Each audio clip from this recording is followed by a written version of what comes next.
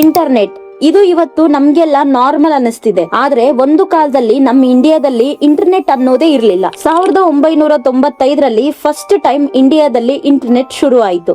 ಆಗ ಅದು ತುಂಬಾ ಲಿಮಿಟ್ ಆಗಿತ್ತು ಅಂಡ್ ತುಂಬಾ ಸ್ಲೋ ಕೂಡ ಆಗಿತ್ತು. ನಾರ್ಮಲ್ ಜನರಿಗೆ ಈಸಿಯಾಗಿ ಯೂಸ್ ಮಾಡೋಕೆ ಕೂಡ ಆಗ್ತಾ ಇರ್ಲಿಲ್ಲ. ಆಮೇಲೆ ಸ್ಲೋಲಿ ಟೆಕ್ನಾಲಜಿ ಡೆವಲಪ್ ಆಗ್ತಾ ಬಂತು. ಮೊದಲಿಗೆ ಕಾಲ್ ಮಾತ್ರ ಮಾತಾಡೋಕೆ ಯೂಸ್ ಆಗ್ತಿತ್ತು. ಆಮೇಲೆ SMS ಬಂತು. ಜನರಿಗೆ ನಿಧಾನಕ್ಕೆ ಹೇಗೆ ಮೆಸೇಜ್ ಮಾಡೋದು ಅನ್ನೋದನ್ನು ಕಲ್ತ್ಕೊಳ್ತಾ ಹೋದ್ರು. ಆಮೇಲೆ ಬೇಸಿಕ್ ಇಂಟರ್ನೆಟ್ ಬಂತು. ಸ್ವಲ್ಪ ಬ್ರೌಸ್ ಮಾಡೋದು, ಇನ್ಫಾರ್ಮೇಶನ್ ಸರ್ಚ್ ಮಾಡೋದು ಇವೆಲ್ಲ ಪಾಸಿಬಲ್ ಆಯ್ತು. ಆಮೇಲೆ ವಿಡಿಯೋಸ್ ನೋಡೋದು ಸ್ಟಾರ್ಟ್ ಮಾಡಿದ್ರು. ಯೂಟ್ಯೂಬ್, ವೆಬ್ಸೈಟ್ ಇವುಗಳನ್ನ ಯೂಸ್ ಮಾಡೋದು ಕೂಡ ಹೆಚ್ಚಾಗ್ತಾ ಹೋಯ್ತು. ಹೀಗೆ 1G 2G 3G finally 4G ಗೆ ಕೂಡ ಬಂದ್ವಿ. 4G ಗೆ ಬಂದ ಮೇಲೆ ಆಲ್ಮೋಸ್ಟ್ ಫುಲ್ ಇಂಟರ್ನೆಟ್ ಅನ್ನ ಎಕ್ಸ್ಪೀರಿಯನ್ಸ್ ಸಿಕ್ಕಿತ್ತು.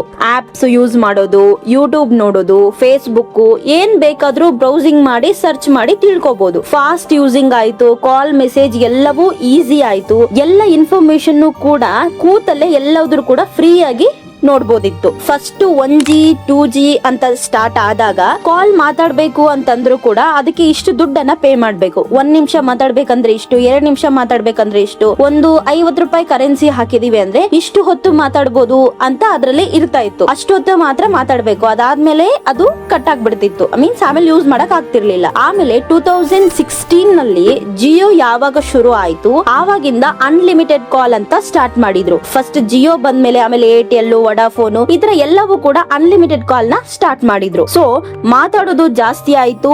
ನೆಕ್ಸ್ಟ್ 4G ಬಂದಾಗ ಜನ ಇದೇ ತರ ಡಾಟಾ ಕೂಡ ಅನ್ಲಿಮಿಟೆಡ್ ಇದ್ರೆ ಚೆನ್ನಾಗಿರುತ್ತೆ ಅಂತ ಕೂಡ ಯೋಚನೆ ಮಾಡಿದ್ರು. ಯಾಕೆ ಅಂದ್ರೆ ಆವಾಗೆಲ್ಲ ಯೂಟ್ಯೂಬ್ ನ ಯಾವ್ದಕ್ ಯೂಸ್ ಮಾಡ್ತಿದ್ರು ಅಂದ್ರೆ ಏನಾದ್ರು ಕಲಿಯಕ್ಕೆ, ಹೊಸ ಅದನ್ನ ಅದರಲ್ಲೆಲ್ಲ ನೋಡ್ತಾ ಇದ್ವಿ ನಾವು. ಅದೆಲ್ಲ ನಮ್ಗೆ ದುಡ್ಡು ಕೊಟ್ಟು ತಗೊಂಡ್ರು ಕೂಡ ಸಿಗದೆ ಇರುವಂತದ್ದು ಯೂಟ್ಯೂಬ್ ನಲ್ಲಿ ಫ್ರೀ ಆಗಿ ಸಿಗ್ತಾ ಇತ್ತು. ಸೊ ಈ ತರ ಇದ್ದಾಗ ಜನ ಲಿಮಿಟೆಡ್ ಡಾಟಾನ ಯೂಸ್ ಮಾಡ್ಬೇಕಾದ್ರೆ ಇದೆಲ್ಲದನ್ನು ಕೂಡ ಜಾಸ್ತಿ ನೋಡಕ್ಕೆ ಆಗ್ತಾ ಇರ್ಲಿಲ್ಲ.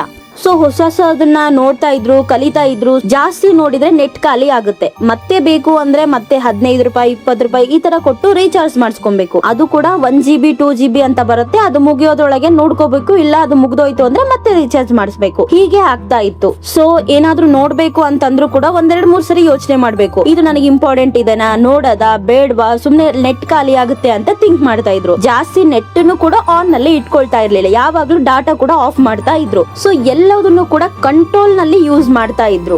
ನೆಕ್ಸ್ಟ್ 2022 ಅಕ್ಟೋಬರ್ 1ಕ್ಕೆ 5G ಲಾಂಚ್ ಆಯ್ತು. ಎಲ್ಲರೂ ಫುಲ್ ಹ್ಯಾಪಿ. ಯಾಕೆ ಅಂದ್ರೆ 5G ಅಂದ್ರೆ ಅನ್ಲಿಮಿಟೆಡ್ ನೆಟ್. 2016 ನಲ್ಲಿ ಹೇಗೆ ಅನ್ಲಿಮಿಟೆಡ್ ಕಾಲ್ ಅಂತ ಸ್ಟಾರ್ಟ್ ಮಾಡಿದ್ರು ಅದೇ ತರನೇ 2022 ನಲ್ಲಿ 5G ಅಂತ ಬಂದಾಗ ಅದು ಫುಲ್ ಅನ್ಲಿಮಿಟೆಡ್ ಡಾಟಾ ಆಯ್ತು. 2023ಗೆಲ್ಲ ಜನರು 5G ಫೋನ್ ತಗೊಳಕ್ಕೆ ಶುರು ಮಾಡಿದ್ರು. ಶುರುನಲ್ಲಿ ಕೆಲವೊಂದು ಪ್ರಮುಖ ನಗರಗಳಲ್ಲಿ ಮಾತ್ರ 5G ನೆಟ್ವರ್ಕ್ ಸಿಗ್ತಾ ಇತ್ತು. ಆಮೇಲೆ ಸ್ಲೋಲಿ ಎಲ್ಲಾ ಕಡೆನೂ ಬಂತು. 5G ನೆಟ್ವರ್ಕ್ ಜನಗಳನ್ನ ಫುಲ್ ಹ್ಯಾಪಿ ಮಾಡ್ತು. ಯಾಕೆ ಅಂತಂದ್ರೆ ಇಲ್ಲಿ ಎಷ್ಟು ಬೇಕಾದ್ರೂ ಯೂಸ್ ಮಾಡಬಹುದು. ಖಾಲಿ ಆಗುತ್ತೆ, ಮತ್ತೆ ರೀಚಾರ್ಜ್ ಮಾಡ್ಬೇಕು ಅನ್ನೋ ಟೆನ್ಷನ್ ಇರೋದಿಲ್ಲ. ಸೊ ಒಂದು ಮನೆಯಲ್ಲಿ ಏನಾದ್ರೂ ಒಂದು 3-4 ಮೆಂಬರ್ಸ್ ಫೋನ್ ಯೂಸ್ ಮಾಡ್ತಿದ್ದಾರೆ ಅಂದ್ರೆ ಅದರಲ್ಲಿ ಒಬ್ಬರದಾದ್ರೂ ಕೂಡ 5G ಇರುತ್ತೆ. ಅದನ್ನ ಕನೆಕ್ಟ್ ಮಾಡಿ ಎಲ್ಲರೂ ಕೂಡ ನೋಡ್ಬೋದು, ಎಲ್ಲರೂ ಯೂಸ್ ಮಾಡಬಹುದು. ಸೊ ಮಂತ್ಲಿ ಒಂದ್ಸರಿ ರೀಚಾರ್ಜ್ ಮಾಡಿದ್ರೆ 28 ಡೇಸ್ ಆರಾಮಾಗಿ ಎಷ್ಟು ಬೇಕಾದ್ರೂ ಫೋನ್ ಮಾತಾಡಬಹುದು, ಎಷ್ಟು ಬೇಕಾದ್ರೂ ವಾಟ್ಸ್ಆಪ್ ನಲ್ಲಿ ಮೆಸೇಜ್ ಮಾಡ್ಕೊಬಹುದು, ಎಷ್ಟು ಬೇಕಾದ್ರೂ ನೀವು ಫೋನ್ ಯೂಸ್ ಮಾಡ್ಕೊಂಡು ನೆಟ್ ನ ಯೂಸ್ ಮಾಡ್ಕೊಬಹುದು. ಸೊ ಈ ತರ ಸಿಕ್ಕಾಗ ಫುಲ್ ಜನರೇಷನ್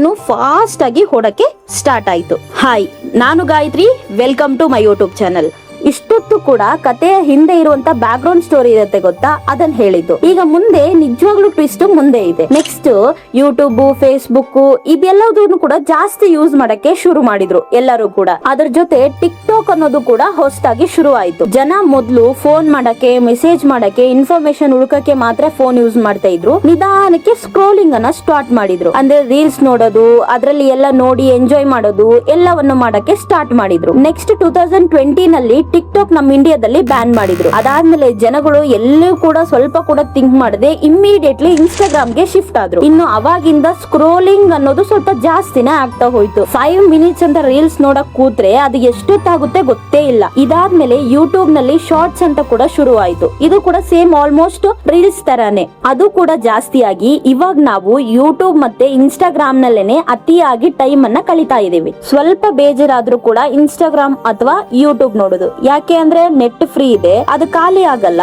ಏನಾದ್ರೂ ಇನ್ಫಾರ್ಮೇಶನ್ ನೋಡ್ಬೇಕು ಅಥವಾ ಏನಾದ್ರೂ ಕಲಿಬೇಕು ಅಂತ ಅನ್ಕೊಂಡ್ರು ಕೂಡ ನೆಟ್ ಎಷ್ಟಿದೆ ಅಲ್ವಾ, ಆಮೇಲಾದ್ರೂ ನೋಡ್ಕೋಬಹುದು ಅಂತ ನೆಗ್ಲಿಜೆನ್ಸಿ ಮಾಡೋದು. 5 ಮಿನಿಟ್ಸ್ ನೋಡೋಣ ಅಂತ ಓಪನ್ ಮಾಡಿದ್ರೆ ಗಂಟೆ ನೋಡೋದು. ರಾತ್ರಿ ಮಲ್ಗೋಕ್ಕಿಂತ ಮುಂಚೆ ಏನ್ ನೋಟಿಫಿಕೇಶನ್ ಬಂದಿದಾವೆ ನೋಡಿ ಮಲ್ಕೊಂಡ್ಬಿಡೋಣ ಅಂತ ಸ್ಟಾರ್ಟ್ ಮಾಡಿದ್ರೆ 1 ಗಂಟೆ 2 ಗಂಟೆ ಆಗಿರುತ್ತೆ, ಆದ್ರೂ ಕೂಡ ಮಲ್ಕೊಂಡಿರಲ್ಲ. ಮಧ್ಯರಾತ್ರಿ 1 ಗಂಟೆ 2 ಗಂಟೆವರೆಗೂ ಫೋನ್ ನೋಡ್ಕೊಂತ ಟೈಮ್ ವೇಸ್ಟ್ ಮಾಡಿ ಮಲ್ಕೊಳ್ಳೋದು. ಅದಾದ್ಮೇಲೆ ಅದ್ರ ಪರಿಣಾಮ ಬೆಳಗ್ಗೆ ಲೇಟ್ ಆಗಿ ಎದ್ದು ಲೇಟ್ ಆಗಿ ಎದ್ದೆ ಅಂತ ರಿಗ್ರೆಟ್ ಆಗೋದು.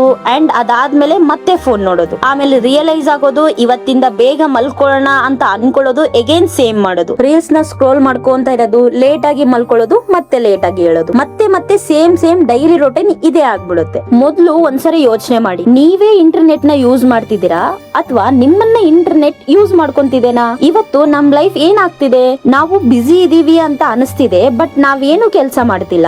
ನಾವು ಟಯರ್ಡ್ ಆಗ್ತಿದೀವಿ, ಆದ್ರೆ ಏನು ಅಚೀವ್ ಮಾಡ್ತಿಲ್ಲ. ನಾವು ಫುಲ್ ಡೇ ಫೋನ್ ಯೂಸ್ ಮಾಡ್ತಿದೀವಿ. ಎಂಡ್ ಆಫ್ ದಿ ಡೇ ಏನ್ ಕಲ್ತೀವಿ ನಾವ್ ಇವತ್ತು ಅಂತ ಥಿಂಕ್ ಮಾಡಿದ್ರೆ ಉತ್ತರನೇ ಇಲ್ಲ. ಓವರ್ ಆಲ್ ಫುಲ್ ಡೇ ಏನ್ ನೋಡಿ ಕಲ್ತಿದೀವಿ, ಏನ್ ಒಳ್ಳೇದನ್ನ ನೋಡಿದೀವಿ ಅಂತ ನೋಡಕ್ಕೆ ನೆನಪೇ ಇಲ್ಲ. ಹಾಗಾದ್ರೆ ನಾವ್ ಏನ್ ಮಾಡ್ತಾ ಇದೀವಿ? ನಾವು ಯಾಕೆ ಸೋಷಿಯಲ್ ಮೀಡಿಯಾ ಅಂದ್ರೆ ಈ ಯೂಟ್ಯೂಬ್, ಫೇಸ್ಬುಕ್, ಇನ್ಸ್ಟಾಗ್ರಾಮ್ ಇವೆಲ್ಲವನ್ನು ಕೂಡ ಜಾಸ್ತಿ ಯೂಸ್ ಮಾಡ್ತಿದೀವಿ ಅಂದ್ರೆ ಅದು ಡಿಸೈನ್ ಮಾಡಿರೋದೇ ಅದಕ್ಕೋಸ್ಕರ, ನಮ್ಮ ಅಟೆನ್ಷನ್ ನ ಕಿತ್ಕೊಳ್ಳಕ್ಕೆ. ಅರ್ಥ ಆಗಿಲ್ಲ ಅಲ್ವಾ? ಈ ಆಪ್ ಗಳನ್ನೆಲ್ಲ ಸೃಷ್ಟಿ ಮಾಡ್ಬೇಕಾದ್ರೇನೆ ನಮ್ಮ ಟೈಮ್ ನ ವೇಸ್ಟ್ ಆಗ್ಲಿ ಅಂತಾನೆ ಸೃಷ್ಟಿ ಮಾಡಿದ್ದಾರೆ. ಇವುಗಳನ್ನ ನೋಡೋದ್ರಿಂದ ನಮ್ ಟೈಮ್ ವೇಸ್ಟ್ ಆಗುತ್ತೆ, ಓಕೆ. ಆದ್ರೆ ಇದರಿಂದ ಅವ್ರಿಗೇನ್ ಲಾಭ ಆಗತ್ತೆ ಅಂತ ಯೋಚನೆ ಮಾಡಿದ್ರೆ ಜಸ್ಟ್ ಥಿಂಕ್ ಮಾಡಿ. ಇನ್ಸ್ಟಾಗ್ರಾಮ್ ನಲ್ಲಿ ಜಸ್ಟ್ ಹಂಗೆ ಸ್ಕ್ರೋಲ್ ಮಾಡ್ಬೇಕಾದ್ರೆ ನಿಮ್ಗೆ ಯಾವ್ದಾದ್ರು ಒಂದು ವಿಡಿಯೋ ಇಷ್ಟ ಆಗುತ್ತೆ, ಆ ವಿಡಿಯೋಗೆ ನೀವು ಲೈಕ್ ಮಾಡ್ತೀರಾ. ಲೈಕ್ ಮಾಡಿದ ತಕ್ಷಣನೇ ಇಮಿಡಿಯೇಟ್ಲಿ ಆ ವಿಡಿಯೋ ಹೆಂಗಿತ್ತು ಸೇಮ್ ಟು ಸೇಮ್ ಅದೇ ತರದ ವಿಡಿಯೋಗಳೇ ಮತ್ತೆ ಬರ್ತಾ ಇರುತ್ತೆ. ನಿಮಗೆ ಅದು ಇಷ್ಟ ಆಗಿದೆ, ಮತ್ತೆ ಅದನ್ನೇ ಬಂದ್ರೆ ನೀವು ಮತ್ತೆ ಅದನ್ನ ಇಷ್ಟ ಪಡ್ತೀರಾ, ಹಂಗೆ ನೋಡ್ತಾ ಇರ್ತೀರಾ. ಈ ನೋಡುವಂತ ಬರದಲ್ಲಿ ಒಂದು 10 ರೀಲ್ಸ್ ನೋಡಿದ್ರೆ ಒಂದು ಅಥವಾ 2 ಅಂತೂ ಕಂಪಲ್ಸರಿ ನಿಮ್ಗೆ ಆಡ್ಸ್ ಬರುತ್ತೆ. ಯಾವ್ದಾದ್ರು ಕಂಪನಿ ಆಡ್ಸ್, ಇಲ್ಲಾಂದ್ರೆ ಆಪ್ ಗಳ ಆಡ್ಸ್. ಗಮನ ಕೊಟ್ಟು ನೋಡಿ, ಒಂದು 10 ರೀಲ್ಸ್ ಸ್ಕ್ರೋಲ್ ಮಾಡಿದ್ರೆ 2-3 ಅಂತೂ ಬಂದೇ ಬರುತ್ತೆ, ಮಿನಿಮಮ್ 1 ಅಂತೂ ಬಂದೇ ಬರುತ್ತೆ. ಸೊ ನೀವು 1 ಗಂಟೆ ಕುತ್ಕೊಂಡು ಒಂದು 50 ರೀಲ್ಸ್ ಸ್ಕ್ರೋಲ್ ಮಾಡಿದ್ರೆ ಅದರಲ್ಲಿ ಮಿನಿಮಮ್ ಅಂದ್ರೂ 10ರಿಂದ 15 ಬರುತ್ತೆ. ಒಂದು ಆಡ್ ಅನ್ನ ಅವರು ಶೋ ಮಾಡಕ್ಕೆ, ಮೀನ್ಸ್ ಒಂದು ಆಡ್ ನೀವು ನೋಡಿದ್ರು ನೋಡದೇ ಇದ್ರು ಬಂದೇ ಬರುತ್ತೆ. ಅದು ನೀವು ಜಸ್ಟ್ ಸ್ಕ್ರೋಲ್ ಮಾಡ್ತೀರಾ ಅಷ್ಟೇ. ಆ ಒಂದು ವಿಡಿಯೋ ಬರಕ್ಕೆ, ಒಂದು ಆಡ್ ಬರಕ್ಕೆ ಒಂದು ವಿಡಿಯೋಗೆ 10 ರೂಪಾಯಿ ಖರ್ಚಾಗುತ್ತೆ. ಸೊ 10 ರೂಪಾಯಿ ಆ ಕಂಪನಿಗೆ ಹೋಗುತ್ತೆ. ನೀವು 1 ಗಂಟೆಯಲ್ಲಿ ಒಂದು 50ರಿಂದ 60 ನೋಡಿದ್ರೆ ಅದರಲ್ಲಿ ಒಂದು 10ರಿಂದ 15 ನೋಡ್ತೀರಾ. ಅದಕ್ಕೆ ಅವ್ರಿಗೆ ಎಷ್ಟು ಲಾಭ ಆಯ್ತು? 100 ರೂಪಾಯಿಂದ 150 ರೂಪಾಯಿವರೆಗೂ ಅವ್ರಿಗೆ ಲಾಭ ಆಯ್ತು. ದಿನಕ್ಕೆ ಎಷ್ಟು ಹೊತ್ತು ನೋಡ್ತೀರಾ? ಮಿನಿಮಮ್ ಅಂದ್ರೆ ಒಂದು 3-4 ಅವರ್ಸ್ ಅಂತೂ ನೋಡ್ತೀವಿ ನಾವು. ಸೊ ಈ 3-4 ಅವರ್ಸ್ ನಲ್ಲಿ ಎಷ್ಟು ವಿಡಿಯೋ ನೋಡ್ಬೋದು, ಆ ವಿಡಿಯೋನಲ್ಲಿ ಎಷ್ಟು ಆಡ್ಸ್ ನೋಡಿರ್ಬೋದು ನಾವು. ಸೊ ಇದರಿಂದ ನಾವು ಆ ಕಂಪನಿಗಳಿಗೆ ನಮ್ಮ ಟೈಮ್ ನ ವೇಸ್ಟ್ ಮಾಡ್ಕೊಂಡು ಎಷ್ಟೆಲ್ಲ ಲಾಭ ಮಾಡ್ಕೊಡ್ತಿದೀವಿ ನೋಡಿ. ಸೊ ಒಂದ್ಸರಿ ಥಿಂಕ್ ಮಾಡಿ, ಇಲ್ಲಿ ನಮ್ಮ ಫೀಲಿಂಗ್ ಜೊತೆ ಅವರು ದುಡ್ಡು ಮಾಡ್ತಿದ್ದಾರೆ. ನಾವು ಫೀಲ್ ಏನ್ ಮಾಡ್ತೀವಿ, ನಮ್ ಫೀಲಿಂಗ್ ನಾವು ಲವ್ ಫೇಲರ್ ಆಯ್ತು ಅಂತಂದ್ರೆ ಅದ್ರದೇ ವಿಡಿಯೋ ನೋಡಿ ಲೈಕ್ ಕೊಟ್ಕೊಂಡು ಅದನ್ನೇ ನೋಡ್ತಾ ಇರ್ತೀವಿ. ಅದ್ರ ಜೊತೆ ಒಂದೊಂದೊಂದೊಂದು ಆಡ್ಸ್ ಬರುತ್ತೆ. ಒಟ್ಟು ನಾವ್ ಯಾವ ಫೀಲ್ ನಲ್ಲಿ ಇದೀವಿ, ನಾವು ತಿನ್ನಕ್ ಇಷ್ಟಪಟ್ರೆ ತಿಂಡಿದ್ ಬರುತ್ತೆ. ಸೊ ನಾವ್ ಏನ್ ನೋಡ್ತಿದೀವಿ ಅದರದೇ ಸಂಬಂಧಪಟ್ಟಿದಂತ ಬಂದು ನಾವ್ ಅದ್ರಲ್ಲೇ ಟೈಮ್ ವೇಸ್ಟ್ ಮಾಡ್ಕೊಂತ ಅವರಿಗೆ ದುಡ್ಡು ಮಾಡಿ ಕೊಟ್ಟು ಅವ್ರಿಗೆ ಲಾಭ ಮಾಡ್ತಾ ಇದೀವಿ. ಸೊ ಇಲ್ಲಿ ನಮ್ಮ ಫೀಲಿಂಗ್ಸ್ ನ ಅವರು ಪ್ರಾಡಕ್ಟ್ ತರ ಯೂಸ್ ಮಾಡ್ತಾ ಇದ್ದಾರೆ. ಸೊ ಇವುಗಳನ್ನೆಲ್ಲ ರೀಲ್ಸ್ ನೋಡೋದ್ರಿಂದ ನಮ್ಗೆ ಏನ್ ಪ್ರಾಬ್ಲಮ್ ಅಂದ್ರೆ ಟೈಮ್ ವೇಸ್ಟ್ ಆಗುತ್ತೆ. ನಮ್ ಲೈಫ್ ಮೇಲೆ ನಮ್ಗೆ ಕೇರೇ ಇಲ್ಲ, ಗಮನ ಅಂತೂ ಇಲ್ವೇ ಇಲ್ಲ. ಕೆರಿಯರ್ ಏನ್ ಆಗ್ತಿದೆ ಅಂತಾನೂ ಗೊತ್ತಿಲ್ಲ. ಆಮೇಲೆ ಮಾಡೋಣ ಅಂತ ಮುಂದೆ ಹೋಗ್ತಾನೆ ಇವೆ. ನಾವು ಟೈಮ್ ವೇಸ್ಟ್ ಮಾಡ್ತಾ ಇದೀವಿ, ಅದ್ರಲ್ಲೇ ಅವ್ರು ದುಡ್ಡು ಮಾಡ್ತಿದ್ದಾರೆ. ಇದೆಲ್ಲ ರಿಯಲೈಸ್ ಆಗಿರುತ್ತೆ. ಈ ವಿಡಿಯೋ ನೋಡೋವರೆಗೂ ಕೂಡ ಏನಿಲ್ಲ, ಇದಕ್ಕಿಂತ ಮುಂಚೆನೆ ರಿಯಲೈಸ್ ಆಗಿರುತ್ತೆ. ನಾನು ಯಾಕೆ ತುಂಬಾ ಫೋನ್ ನೋಡ್ತಾ ಇದ್ದೀನಿ, ನಾನು ತುಂಬಾ ಟೈಮ್ ವೇಸ್ಟ್ ಮಾಡ್ತಾ ಇದ್ದೀನಿ ಅಂತ ಆಲ್ರೆಡಿ ರಿಯಲೈಸ್ ಆಗಿರುತ್ತೆ. ಬಟ್ ಅದನ್ನ ಕರೆಕ್ಟ್ ಮಾಡ್ಕೊಳ್ಳಲ್ಲ, ಅದನ್ನ ಮತ್ತೆ ಅದನ್ನೇ ಮಾಡೋದು. 1 ಗಂಟೆ ವಿತೌಟ್ ಫೋನ್ ಇರೋಕೆ ಆಗ್ತಿಲ್ಲ ನಮ್ ಕೈಯಲ್ಲಿ. ಒಂದು ಕೆಲ್ಸನೂ ಕೂಡ ಗಮನ ಕೊಟ್ಟು ಮಾಡಕ್ಕೆ ಆಗ್ತಿಲ್ಲ. ಕಾನ್ಸಂಟ್ರೇಷನ್ ಅಂತೂ ಇಲ್ವೇ ಇಲ್ಲ. ಇದ್ರ ಜೊತೆ ಬೇರೆ ಆಪ್ ಗಳಲ್ಲಿ ನೆಟ್ಫ್ಲಿಕ್ಸ್ ಅದು ಇದು ಆ ವಿಡಿಯೋಗಳನ್ನ ನೋಡ್ಲಿಕ್ಕೋಸ್ಕರ ಪ್ರೀಮಿಯಂ ಅನ್ನ ತಗೊಳ್ಳೋದು, ಅಂದ್ರೆ ಸಬ್ಸ್ಕ್ರಿಪ್ಷನ್ ಅನ್ನ ತಗೊಂಡು ಅದಕ್ಕೂ ದುಡ್ಡು ವೇಸ್ಟ್ ಮಾಡೋದು. ನಿದ್ದೆ ಸರಿಯಾಗಿ ಆಗ್ತಿಲ್ಲ, ನೆಮ್ಮದಿ ಇಲ್ಲ, ಜೊತೆಗೆ ವಿಡಿಯೋ ನೋಡಿ ನಮ್ ಲೈಫ್ ಮೇಲೆ ನಮ್ಗೆ ಜಿಗುಪ್ಸೆ ಬರುತ್ತೆ. ಇವ್ರನ್ನ ಕಂಪ್ಯಾರಿಸನ್ ಮಾಡಿ ನಮ್ ಲೈಫ್ ಯಾಕೆ ಈ ತರ ಇದೆ, ಅವ್ರ ಲೈಫ್ ನೋಡಿ ಎಷ್ಟು ಚೆನ್ನಾಗಿದೆ. ಫಸ್ಟ್ ಆಫ್ ಆಲ್ ಯಾರಾದ್ರೂ ಒಂದ್ಸರಿ ಯೋಚನೆ ಮಾಡಿ, ನಿಮ್ ಲೈಫ್ ನಲ್ಲಿ ನೀವ್ ಯಾರಾದ್ರೂ ಮನೆ ಪಕ್ಕದಾಗಿರೋರ್ಗಾಗ್ಲಿ ಅಥವಾ ಬೇರೆ ಯಾರಿಗನ್ನಾಗ್ಲಿ ನಿಮ್ ಲೈಫ್ ನಲ್ಲಿ ಆಗಿರುವಂತ ಒಳ್ಳೆ ಮೂಮೆಂಟ್ಸ್ ನ ಹೇಳ್ಕೊಂತೀರಾ ಅಥವಾ ಕೆಟ್ಟ ಮೂಮೆಂಟ್ಸ್ ನ ಹೇಳ್ಕೊಂತೀರಾ? ಯಾರೇ ಆಗ್ಲಿ ಹೊರಗಿನವ್ರ ಹತ್ರ ಒಳ್ಳೆ ಮೂಮೆಂಟ್ಸ್ ನ ಹೇಳ್ಕೊಂತಾರೆ. ನನ್ ಮಗ ಅದು ಕೊಡ್ಸಿದ, ನನ್ ಗಂಡ ಇದು ಕೊಡ್ಸಿದ, ಹಂಗಾಯ್ತು ಹಿಂಗಾಯ್ತು, ನನ್ ಮಗಳಿಗೆ ಪಾಪು ಹುಡ್ತು, ಹಂಗೆ ಹಿಂಗೆ ಅಂತ ಹೇಳಿ ಒಳ್ಳೆ ವಿಚಾರಗಳನ್ನ ಶೇರ್ ಮಾಡ್ತೀರಾ. ಅದೇ ತರನೇ ರೀಲ್ಸ್ ನಲ್ಲಿ ಕೂಡ ಎಲ್ಲಾರು ಒಳ್ಳೆ ವಿಚಾರನೇ ಶೇರ್ ಮಾಡ್ತಾರೆ. ಅವ್ರ ಮನೇಲೂ ನಿಮ್ ಮನೆ ತರ ದಿನಾ ಜಗಳ ಆಗುತ್ತೆ, ದಿನಾ ಪ್ರಾಬ್ಲಮ್ಸ್ ಆಗುತ್ತೆ, ಅವರು ಕೂಡ ಪ್ರಾಬ್ಲಮ್ಸ್ ಅನ್ನ ಅನುಭವಿಸ್ತಾರೆ. ಅವು ಯಾವ ನಿಮ್ ಮುಂದೆ ಹೇಳಲ್ಲ. ನಿಮ್ ತರನೇ ಅವ್ರ ಲೈಫ್ ಕೂಡ ಇರುತ್ತೆ. ಕಂಪೇರ್ ಮಾಡೋದು, ಇದರಿಂದ ಸುಮ್ನೆ ಡಿಪ್ರೆಸ್ ಆಗೋದು, ಇದರಿಂದ ಸುಮ್ನೆ ಪ್ರಾಬ್ಲಮ್ ಅನ್ನ ಮಾಡ್ಕೊಳ್ಳೋದು. ಅದ್ರ ಜೊತೆ ಫುಡ್ ವ್ಲಾಗ್ ಗಳು ನೋಡೋದು, ಅಲ್ಲಿ ಹೋಯ್ತು ಇಲ್ಲಿ ಹೋಯ್ತು ಅಂತ ನೋಡೋದು, ಆ ಫುಡ್ ಗಳನ್ನ ಆರ್ಡರ್ ಮಾಡ್ಕೊಂಡು ತಿನ್ನೋದು, ಹೆಲ್ತ್ ಹಾಳು ಮಾಡ್ಕೊಳ್ಳೋದು. ಸೊ ಇದೇ ಆಗ್ಬಿಟ್ಟಿದೆ ಈ ಜನರೇಷನ್ ಪೂರ್ತಿ. ಇದೇ ಪ್ರಾಬ್ಲಮ್ ಇಂದ ರೊಟೀನ್ ಆಗಿ ಇದನ್ನೇ ತಿರ್ಗಾಡ್ತಾ ಇದೆ. ಇದೇ ಕಂಟಿನ್ಯೂಸ್ಲಿ ರೊಟೇಟ್ ಆಗ್ತಾ ಇದೆ. ಕಾನ್ಸಂಟ್ರೇಷನ್ ಕಮ್ಮಿ ಆಗ್ತಿದೆ, ಪೇಷನ್ಸ್ ಕಮ್ಮಿ ಆಗ್ತಿದೆ, ರಿಯಲ್ ಲೈಫ್ ಮೇಲೆ ಇಂಟ್ರೆಸ್ಟೇ ಹೋಗ್ತಿದೆ. ಒಂದ್ 10 ನಿಮಿಷ ಕೂಡ ಯಾವ್ದಾದ್ರು ಕೆಲ್ಸದ ಮೇಲೆ ಫೋಕಸ್ ಇಂದ ಕೆಲಸ ಮಾಡಕ್ಕೆ ಆಗ್ತಾ ಇಲ್ಲ. ಮೈಂಡ್ ರಿಲೀಫ್ ಮಾಡಕ್ಕೆ ಬುಕ್ ಓಪನ್ ಮಾಡಿದ್ರೆ ಫೋನ್ ನೆನಪಾಗುತ್ತೆ. ಏನಾದ್ರೂ ಕೆಲಸ ಶುರು ಮಾಡಿದ್ರೆ 2 ನಿಮಿಷದಲ್ಲಿ ಡಿಸ್ಟ್ರಾಕ್ಟ್ ಆಗುತ್ತೆ. ಯಾಕೆ ಅಂದ್ರೆ ನಾವು ರೀಲ್ಸ್ ನೋಡಿ ನೋಡಿ ಇನ್ಸ್ಟೆಂಟ್ ಹ್ಯಾಪಿನೆಸ್ ನ ನಮ್ ಬ್ರೈನ್ ಗೆ ಕೊಟ್ಬಿಟ್ಟಿದೀವಿ. ನಮ್ ಬ್ರೈನ್ ಗೆ ಈಸಿಲಿ ಡೋಪಮೈನ್ ಸಿಕ್ಬಿಟ್ಟಿದೆ. ಸೊ ನಮ್ ಬ್ರೈನ್ ಈಸಿ ಥಿಂಕ್ ಗಳನ್ನ ಆಯ್ಕೆ ಮಾಡ್ತಾ ಇದೆ. ಇದು ಹೊರಗಡೆ ಕಾಣಿಸೋದಿಲ್ಲ, ಬಟ್ ಇನ್ಸೈಡ್ ನಾಶ ಮಾಡ್ತಾ ಇದೆ. ತಾಳ್ಮೆ ಅಂತೂ ಸತ್ತೇ ಹೋಗ್ಬಿಟ್ಟಿದೆ. ಅವಾಗೆಲ್ಲ ಯೂಟ್ಯೂಬ್ ವಿಡಿಯೋಗಳನ್ನ ನೋಡುವಾಗ ಬಫರಿಂಗ್ ಆದ್ರೆ ಅದನ್ನ ನಿಂತ್ಕೊಂಡು ನಿಧಾನಕ್ಕೆ ಆರಾಮಾಗಿ ನೋಡ್ತಾ ಇತ್ತು. ಇವಾಗ ಒಂದು ಕ್ಷಣ ಬಫರ್ ಆದ್ರೂ ಕೂಡ ಪ್ರಪಂಚನೇ ಕೆಳಗೋಯ್ತು ಅನ್ನೋ ತರ ಮಾಡ್ತಿದೀವಿ. ಶುರುನಲ್ಲಿ ಟೈಮ್ ಪಾಸ್ಗೆ ಅಂತ ಶುರು ಮಾಡಿದ್ದು ಅದಾದ್ಮೇಲೆ ಹ್ಯಾಬಿಟ್ ಆಯ್ತು, ಇವಾಗ ಅಡಿಕ್ಷನ್ ಆಗಿದೆ. ಇದು ಜಸ್ಟ್ ಯೂತ್ ಪ್ರಾಬ್ಲಮ್ ಅಲ್ಲ, ಚಿಕ್ಕ ಮಕ್ಕಳಿಗೂ ಕೂಡ ಸೇಮ್ ಪ್ರಾಬ್ಲಮ್ ಆಗ್ತಿದೆ. ಫೋನ್ ಇಲ್ಲ ಅಂತಂದ್ರೆ ಮಕ್ಕಳು ಊಟನೇ ಮಾಡಲ್ಲ. ಪೇರೆಂಟ್ಸ್ ಕೂಡ ಅಷ್ಟೇನೆ, ಮೊದ್ಲು ಫೋನ್ ಕೊಟ್ಟು ಆಮೇಲೆ ಊಟ ಮಾಡಿಸ್ತಾರೆ. ಹಠ ಮಾಡ್ದಾಗೆಲ್ಲ ಫೋನ್ ಕೊಡ್ತಾರೆ, ಹತ್ರೂ ಫೋನ್ ಕೊಡ್ತಾರೆ. ಮೀನ್ಸ್ ಅವ್ರಿಗೆ ಕೆಲಸ ಇದ್ರೂ ಫೋನ್ ಕೊಡ್ತಾರೆ, ಎಲ್ಲಾದ್ರೂ ಆಚೆ ಹೋಗ್ಬೇಕಂದ್ರೂ ಫೋನ್ ಕೊಡ್ತಾರೆ, ಏನಾದ್ರೂ ಹಠ ಮಾಡಿ ಕೇಳ್ತಿದೆ ಅಂತಂದ್ರೂ ಫೋನ್ ಕೊಡ್ತಾರೆ. ಮೊದ್ಲೆಲ್ಲ ಸ್ಕೂಲ್ ಇಂದ ಬಂದಿದ ತಕ್ಷಣನೇ ಫ್ರೆಂಡ್ಸ್ ಜೊತೆ ಆಟ ಆಡಕ್ ಹೋಗ್ತಿತ್ತು. ಬಟ್ ಇವಾಗ ಏನು ಅಂತಂದ್ರೆ ಇವಾಗಿನ ಮಕ್ಳು ಏನ್ ಮಾಡ್ತಾರೆ ಅಂದ್ರೆ ಫ್ರೆಂಡ್ಸ್ ಜೊತೆ ಆಟ ಆಡೋದಿರ್ಲಿ, ಮನೆಗ್ ಬಂದಿದ ತಕ್ಷಣ ಫ್ರೆಶ್ ಆಗ್ತಾರೋ ಇಲ್ವೋ ಫೋನ್ ಹಿಡ್ಕೊಂಡ್ ರೀಲ್ಸ್ ಸ್ಕ್ರೋಲ್ ಮಾಡ್ಕೊಂಡ್ ಕುತ್ಕೊಂತಾರೆ. ಒಂದ್ಸಲಿ ಈ ವಿಡಿಯೋ ನೋಡಿ ಈ ವಿಡಿಯೋನಲ್ಲಿ ಮಕ್ಳು ಯಾವ ಲೆವೆಲ್ ನಲ್ಲಿ ಅಡಿಕ್ಟ್ ಆಗ್ಬಿಟ್ಟಿದ್ದಾರೆ ಅಂದ್ರೆ ನಿಮ್ ಮಕ್ಳು ಕೂಡ ನಾಳೆ ಒಂದಿನ ನೀವ್ ಹಿಂಗೆ ಫೋನ್ ಕೊಟ್ಕೊಂಡ್ ಹೋದ್ರೆ ನಾಳೆ ನಿಮ್ ಮಕ್ಳು ಕೂಡ ಇದೇ ತರ ಹಾಕ್ತಾರೆ. ಅವ್ರಿಗೆ ಗೊತ್ತಿಲ್ಲ ಇದು ಕೆಟ್ಟದು, ಇದು ನಮ್ ಲೈಫ್ ನ ಹಾಳ್ ಮಾಡತ್ತೆ ಅಂತ ಅವ್ರಿಗೆ ಗೊತ್ತಿಲ್ಲ. ಬಟ್ ನಿಮ್ಗೆ ಗೊತ್ತಲ್ವಾ, ನೀವಾದ್ರೂ ಕಂಟ್ರೋಲ್ ಮಾಡ್ಬೋದಲ್ವಾ. ನೀವೇ ಫೋನ್ ನೋಡೋದನ್ನ ಕಂಟ್ರೋಲ್ ಮಾಡಿಲ್ಲ ಅಂತಂದ್ರೆ ನಿಮ್ಮನ್ನ ನೋಡಿ ಮಕ್ಳು ಹೇಗೆ ಕಂಟ್ರೋಲ್ ಮಾಡ್ತಾರೆ, ಹೇಗೆ ಸುಮ್ನಿರ್ತಾರೆ? ಮಾರ್ನಿಂಗ್ ಇಂದ ಫುಲ್ ವರ್ಕ್ ಮಾಡಿ ಬಂದಿದೀನಿ, ಒಂದು 10 ನಿಮಿಷ ಇನ್ಸ್ಟಾಗ್ರಾಮ್ ನೋಡೋಣ ಅಂತ ಓಪನ್ ಮಾಡ್ತೀರಾ, 2 ಅವರ್ಸ್ ಆದ್ರೂ ನೋಡ್ತಾನೆ ಇರೋದು. ಆ ಟಯರ್ಡ್ ನಲ್ಲಿ ಮತ್ತೆ ನೋಡಿ ಮೈಂಡ್ ಬಾಡಿ ಎಲ್ಲ ಕೂಡ ಮತ್ತೆ ಫುಲ್ ಡಿಸ್ಟರ್ಬ್ ಆಗಿ ತಲೆನೋವು ಬಂದು ಫುಲ್ ತಲೆನೇ ಸಿಡ್ದೋಗ್ತಿದೆ ಅಂತ ಅನ್ಸಿ ಮೂಡ್ ಆಫ್ ಆಗಿ ಏನು ಕೆಲಸ ಮಾಡಕ್ ಮೂಡಿಲ್ದೆ ಇರೋ ತರ ಆಗುತ್ತೆ. ಒಂದೇ ಮನೇಲಿ ಇದ್ರೂ ಕೂಡ ಎಲ್ಲಾರು ತಮ್ಮ ಫೋನ್ ನಲ್ಲಿ ಸ್ಕ್ರೀನ್ ನಲ್ಲೇ ಫುಲ್ ಬಿಸಿ ಇರ್ತಾರೆ.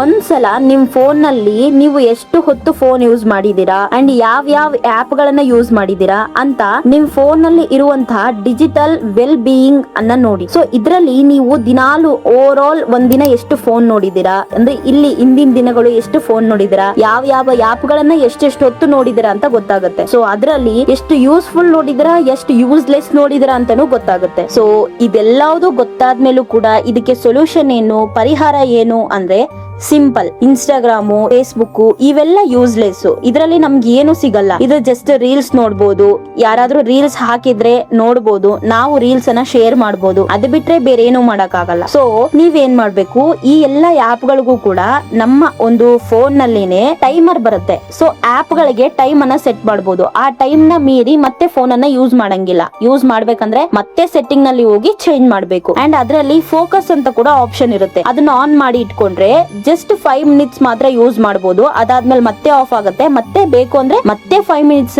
ನೀವು ಆನ್ ಮಾಡ್ಕೊಬೇಕು. ಸೊ ಈ ತರ ಇದ್ದಾಗ ನಿಮ್ಮನ್ನ ನೀವು ಕಂಟ್ರೋಲ್ ಮಾಡಿ ಈ ಒಂದು ದೊಡ್ಡ ಏನ್ ಪ್ರಾಬ್ಲಮ್ ಇದೆ ಇದರಿಂದ ಆಚೆ ಬರ್ಬೋದು. ಜಸ್ಟ್ ಥಿಂಕ್ ಮಾಡಿ, ಇದು ಚಿಕ್ಕ ಪ್ರಾಬ್ಲಮ್ ಅನ್ಸುತ್ತೆ, ನಿಮ್ಮ ಮಕ್ಕಳೇನಾದ್ರೂ ಇದನ್ನ ನಿಮ್ಮ ನೋಡಿ ನೋಡಿ ನೋಡಿ ಇದನ್ನೇ ಕಲ್ತ್ಕೊಂಡು ಇದ್ರಲ್ಲೇ ಮುಂದುವರೆದ್ರೆ ನಿಮ್ ಮಕ್ಕಳ ಬೆಳವಣಿಗೆನೆ ನಿಂತೋಗ್ಬಿಡುತ್ತೆ. ಸೊ ಯೋಚನೆ ಮಾಡಿ, ನಿಮ್ಮಿಂದ ನಿಮ್ ಮಕ್ಕಳು ಕೂಡ ಕೆಡ್ತಾರೆ, ನಿಮ್ ಮನೇಲಿ ಇರುವಂತ ಬೇರೆಯವರು ಕೂಡ ಕೆಡ್ತಾರೆ. ನಾವು ನೋಡೋದ್ರಿಂದ ಮಕ್ಕಳು ಕೆಡ್ತಿದ್ದಾರೆ, ನಮ್ಕಿಂತ ದೊಡ್ಡವರು ಕೆಡ್ತಿದ್ದಾರೆ, ನಮ್ಕಿಂತ ಚಿಕ್ಕವರು ಕೆಡ್ತಾ ಇದ್ದಾರೆ. ಸೊ ನಾವಿಲ್ಲಿ ಕಂಟ್ರೋಲ್ ಮಾಡಿದ್ರೆ ಮನೇಲಿರೋರೆಲ್ಲರೂ ಕಂಟ್ರೋಲ್ ಮಾಡ್ತಾರೆ. ಮಕ್ಕಳಿಗಂತೂ 1% ಕೂಡ ಫೋನ್ ಅನ್ನ ಕೊಡ್ಬೇಡಿ. ಏನಿದೆ ವರ್ಕ್ ಮಾಡ್ಬೇಕು ಅದನ್ನ ನೀವೇ ಹೇಳ್ಕೊಡಿ. ನಿಮ್ ಕೈಯಲ್ಲೇ ಫೋನ್ ಇಟ್ಕೊಂಡು ಬರೆಯಕ್ಕೆ ಕೊಡಿ. ನೀವೇ ಟೈಮ್ ಮಾಡ್ಕೊಂಡು ಅವ್ರಿಗೆ ವಿತೌಟ್ ಫೋನ್ ನಲ್ಲಿ ಹೇಗೆ ಬೆಳೆಯೋದು ಅನ್ನೋದನ್ನ ಅವ್ರಿಗೆ ಹೇಳ್ಕೊಡಿ. ವಿತೌಟ್ ಫೋನ್ ನಲ್ಲಿ ಯಾವಾಗ ನೀವು ನಿಮ್ ಮಕ್ಕಳನ್ನ ಬೆಳೆಸ್ತೀರಾ ಅವಾಗ ಚೇಂಜಸ್ ನೋಡಿ. ತುಂಬಾ ಮಕ್ಕಳು ಇವಾಗ ಸಡನ್ಲಿ ಫೋನ್ ಕಿತ್ಕೊಂಡ್ರೆ ಪಕ್ಕಾ ಅಳ್ತಾರೆ, ಇಲ್ಲ ಅಂತ ಹೇಳ್ತಿಲ್ಲ.